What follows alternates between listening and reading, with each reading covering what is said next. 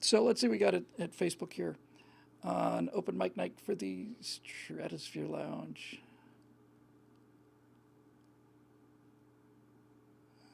Oh my God, what a mess. I just absolutely just hate them so much, the miserable swine. Come on, come on. There we go. Refresh. Boy, this Facebook has gotten freaky. All right, here we go. Hey, look at that. Well, you'll be pleased to know, Eric M. Blake, that Eric M. Blake, top fan, is #1 on the list. And I don't know if that's more recent or not, but that's what we're going to first.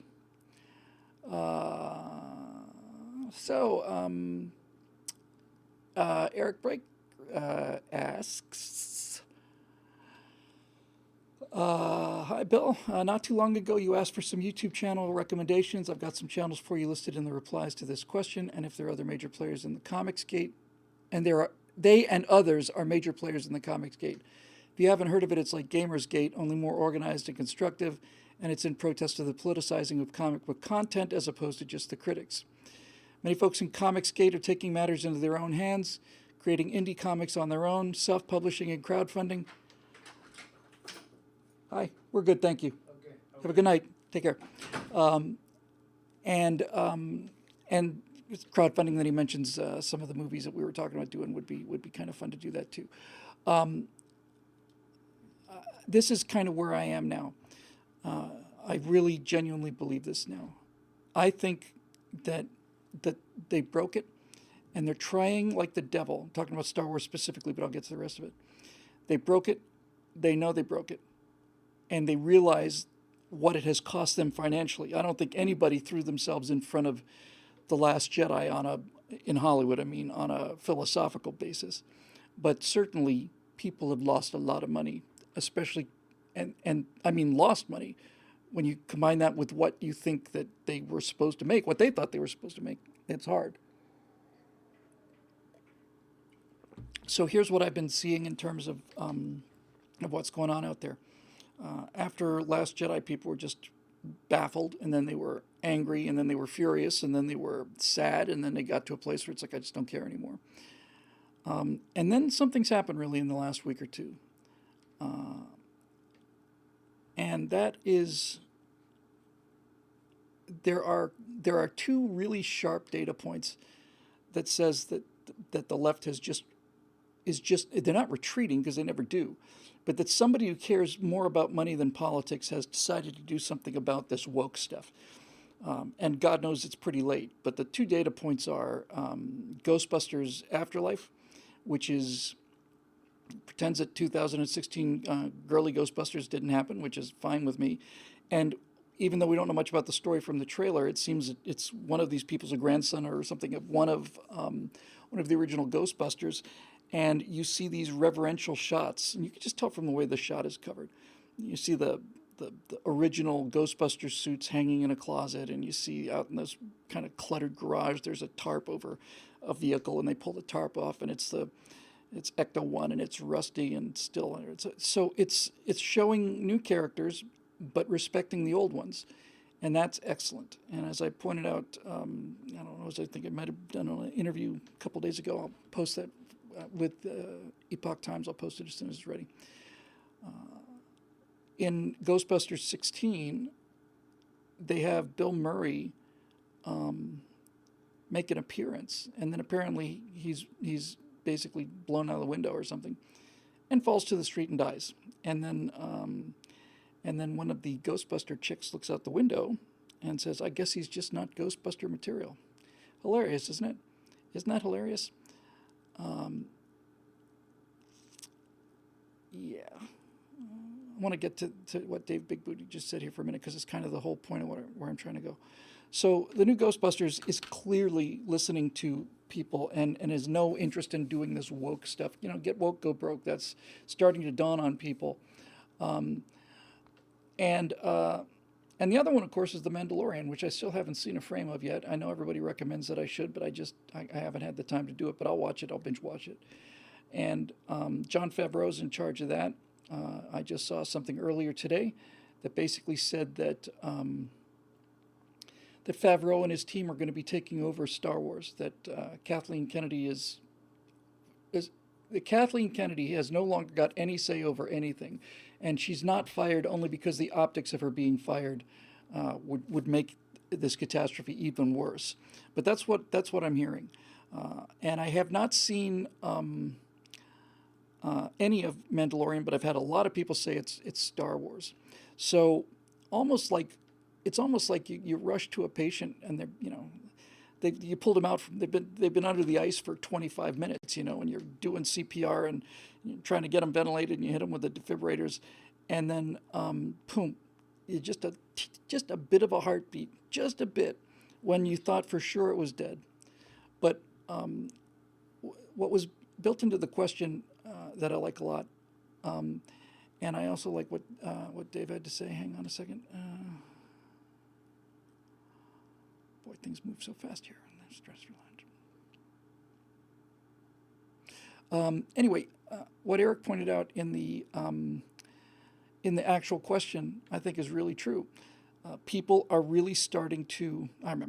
People are just. I think they've reached the point where they realize that they ultimately have control over this thing. That ultimately. That this whole idea of canon, which is so essential to this whole idea of fandom, is kind of gone. The people who were keepers of the canon showed nothing but contempt for the canon, and so, you know what it is? It really is. I hadn't thought about it this way until just this split second. But what it is we're watching the beginning of Protestantism in the pop culture. We're watching people who had always listened to the priests who came down with their Latin edicts and told you what God was thinking, and this is what you're going to take, and it's God's will that you take it, and so on. And then it's finally dawned on people that if you don't respect the material, then you don't have any right to be in control of it or make any new of it. And everybody is starting to say that those three movies are just fan fiction, like any other piece of fan fiction. That they're not canon, and you have to be kind of deep into the fandom thing to really understand this. But really, when you've got something like Star Wars, you've got hundreds of millions of people over 40 years, and many of them trying to make their own contribution to it. If you have one person doing one thing, somebody does something else, you got to decide what's real and what's not. You're going to have to figure out what goes into this make-believe universe, and so this was the thing. It was if it was canon, if it appeared in a movie or was published in an approved novel or something, then it became part of the Star Wars history, and you had to accept it whether you liked it or not. But now, no. And as Foghorn points out, what we're doing now is we're making our own canon, and we're making our own canons as well. So it's just really reassuring in that way. And the most reassuring thing politically is that what this means is that it means two things. And I realized half of this stuff for the last 18 months, and only now is kind of like the second half starting to come in. One of the realizations was that they were not just destroying Luke Skywalker. That was clear. Now I realize with the last line from this movie, they are determined to put Rey where Luke used to be, which is kind of interesting, isn't it? I mean, the Skywalker family, if you haven't heard that she takes the name Skywalker at the end of this, then I'm sorry if that's a spoiler, but everybody is talking about that.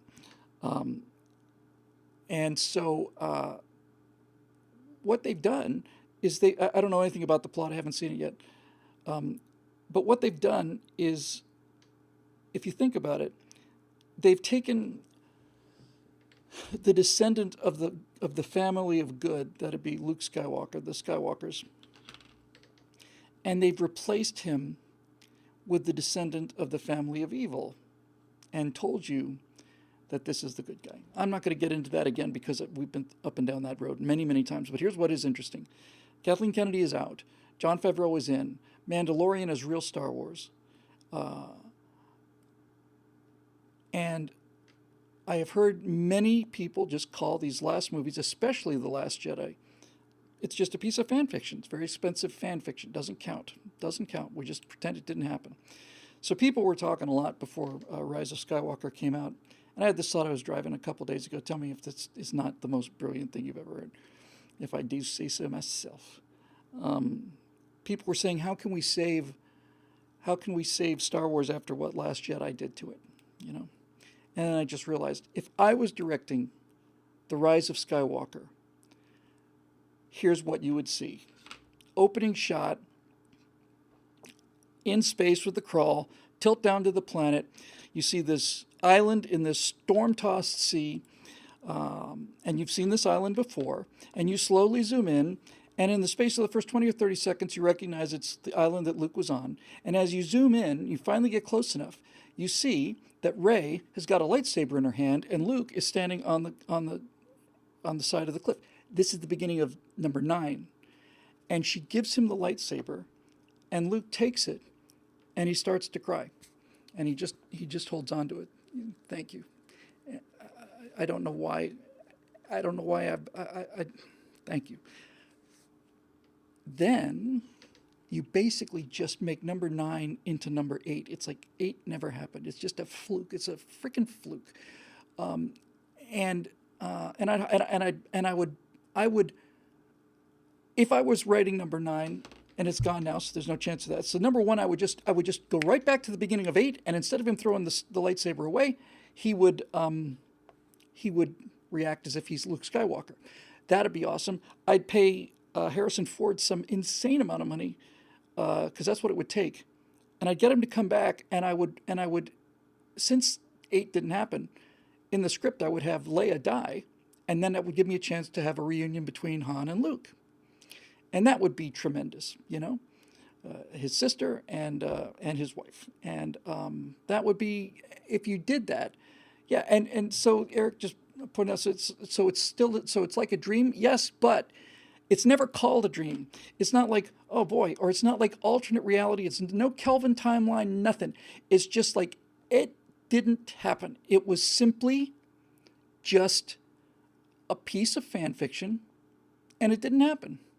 I think people would go out of their minds nuts if you did that. That's when I realized, that's the way to do number 9, is just go back to the beginning of number 8, and do that. Yeah, Han died in 7. Do it as a flashback then. In any event, people need to see those. They needed to see all 3 of them on the screen in the same place at the same time. That opportunity is gone forever. And I'm sure the opportunity to see Han and Luke in the same place at the same time is gone forever. I mentioned this, I think maybe one time before, maybe I didn't. But I will tell you one thing. This catastrophe and the destruction of Luke Skywalker and all of that, there is one person that could have stopped this. And I'm going to allow for the 8-second delay to check in the live stream to see if anybody knows who that person is. I think there's one person, who could have stopped the catastrophe of Episode 8 and everything that happened afterwards, the destruction of Star Wars as a franchise.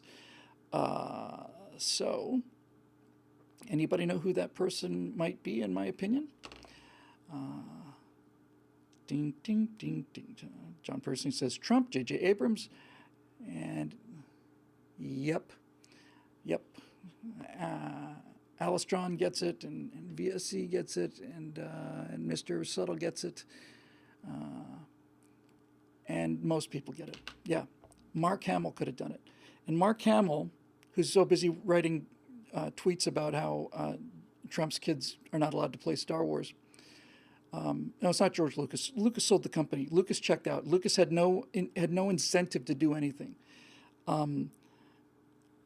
And obviously Kathleen Kennedy wanted to do it. And you look at the Last Jedi, and you realize that you get the script. So far we're dealing with actual historical events. So Luke gets the script for Episode 8. I mean, Mark Hamill does.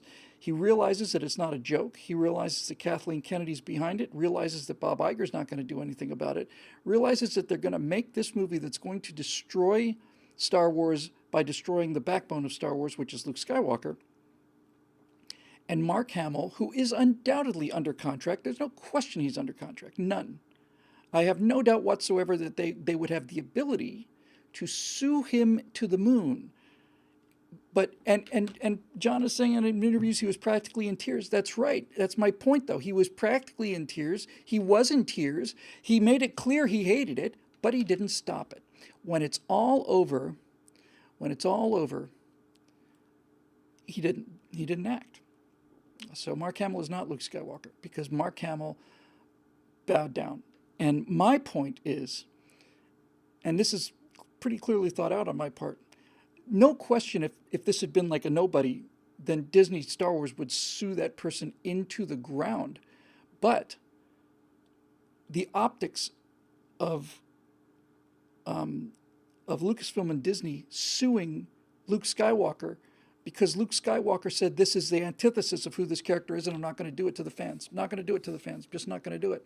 Put me in jail if you have to and take all my money, that's fine. They couldn't do it. They couldn't move on him. And he is the only guy who had the moral authority to pull this off. He's the only one who had the moral authority to pull it off. He knew he wanted to pull it off. It's obvious he wanted to do it, but he didn't. He chickened out. And so I put the loss of Luke Skywalker, fundamentally, when it's all over, I put it on Mark Hamill's head. I really do. Because there comes a point when you really have to take act. If you're gonna do something heroic, Mark, then it requires sacrifice. That's what it is. Going up, putting your toes over the line, but not taking the jump it's not heroism. It's just whining. He could have done it. I've given this a fair amount of thought. And as Eric's on fire tonight, as Eric points out, Rian Johnson, who directed The Last Jedi, basically took everything that J.J. Abrams set up in Part 7, trashed it, because, and he didn't, look, you need to understand something about Rian Johnson. Rian Johnson is essentially the puppet of Kathleen Kennedy. That guy, just the fact that he got the job in the first place, you could justify J.J. Abrams getting the job, but there's no way to justify Rian Johnson. Rian Johnson is a doughy little soy boy, man baby, and he came in to execute Kathleen Kennedy's will, which is we're gonna make the Force female. So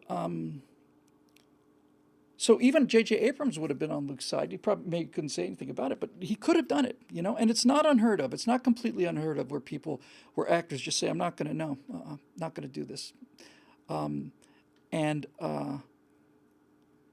I just think that would have been epic. And I'd like to hear back and see if anybody thought that they would have ended up pulling the trigger on him. I think they would have gotten on him in private and would have just had, like put him in the dark room with the bright lights and the thugs with the brass knuckles there, and tie his hands behind his back and threaten him. But I don't think they would actually have moved on him. I really don't. I don't think they would have. And especially, needless to say, because if he had a lick of sense, Mark Hamill could say, well, here's where your situation is right now. Your situation is that The Last Jedi, who's the title of your number 8 movie, is not going to play The Last Jedi. And so I'm not going to play Luke Skywalker, at least not according to the script. So now where you are is you have a movie script that's not going to have Luke Skywalker in the story about The Last Jedi. If you decide to put me over the coals on this, you're still not going to have me for the movie. And you're going to have the biggest public relations disaster in the history of the entertainment business. I'm going to have the entire world condemning you because I refused to make something that destroyed something I love this much, Star Wars. I'm not going to do it. If he had done that, he would have been a real hero. And but he didn't, because he's not Luke Skywalker. He's an actor. And once again, we get to see the difference. So I'll probably see it over the weekend. I think, it got a 57 score on Rotten Tomatoes from the hand-picked audience of special pals of Disney, and it still got a 57. And people are just saying it's just terrible. So, yeah, that's it. And you know, I got to tell you, and it's just a personal, just a feeling. It's probably not even fair, really. But of the three new leads, well, of the people who have been in this trilogy, I think I hope that this ruin of Star Wars in real life utterly kills the career of Rian Johnson and Kathleen Kennedy. Goes without saying. I think it's killed the career of J.J. Abrams. I think what it's done is punctured the J.J. Abrams myth that he's like a really talented filmmaker. He's not. He's not a bad action director, but he's certainly not a writer. So his stock is plummeted. And then I just get to the actors. I hope Laura Dern, every time she goes out shopping, I hope somebody comes up to her and says, "Thanks for killing Star Wars. Really appreciate it. Thank you. You've just destroyed a religion for people. You've made hundreds of millions of people heartbroken." And Admiral Akbar should have been on that ship, but the ship shouldn't have done that anyway. But let's not get carried away. And I'd like, and of the three, there's only one person that I can think of in the new Star Wars trilogy, the one that's just ending now. And I think the only one that belongs in the movie of the entire cast, all of them, is it belongs in Star Wars is Poe Dameron. Poe Dameron's the only guy that that belongs in the Star Wars franchise. When you think about what you could have done with Finn, because he's an incredibly likable guy, and the idea of a defecting stormtrooper is brilliant. But as many other people have pointed out, how about if he was trained as a stormtrooper? You know, Rey beats him, throws him to the ground. What if he threw her to the ground in the beginning of this trilogy in Episode 7? He's a trained stormtrooper. He's having a mental, emotional crisis of confidence. He doesn't know, everything he's always believed in is wrong. His name comes from letters that were assigned to him as a child because he was destined to be a stormtrooper. Instead of making him this teddy bear weakling, friend-zoned kind of, muffin, he would be a character of genuine interest, and he's played really well and sympathetically. He's just a nothing. He's a nothing. So I have a lot of I like Poe Dameron very much, the actor. I like the actor who played Finn quite a lot. And there's something about Daisy Ripley. It's not really her fault, I guess, but I don't know. I'm kind of glad that this thing, blew up. There's something about her that just annoys me. I just don't know what it is. I can't put my finger on it. It doesn't really show up in the movies even. I think something about the actress maybe. And I don't know. I can't put my finger on it, but certainly, I don't know.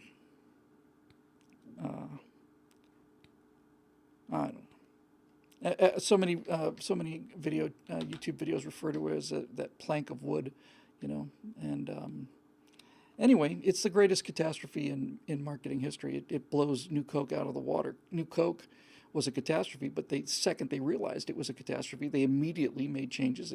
Coke Classic was back on the market within 6 weeks or something. So Coke corrected, and Star Wars just kept driving lower and lower and lower. And of all of it, and this last I'll say on Star Wars, and move on. But of all of it, the one thing I'm seeing everywhere, and I mean everywhere, is the most insulting part of all of this, among this entire generation of Star Wars fans, is the fact that they've been called racists, haters, toxic fans, misogynists, all of this, that they're weaklings, that they're little man babies who can't handle strong women, all of this stuff. It's just caused so much bitterness. And that's our real political opportunity, We can say to them now, now you know how it feels, because we're called all of those things, and we're not those things either. So if it turns out that you didn't think that you deserved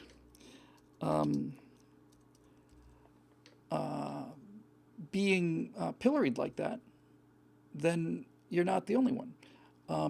So, yeah, I think that's what I would do.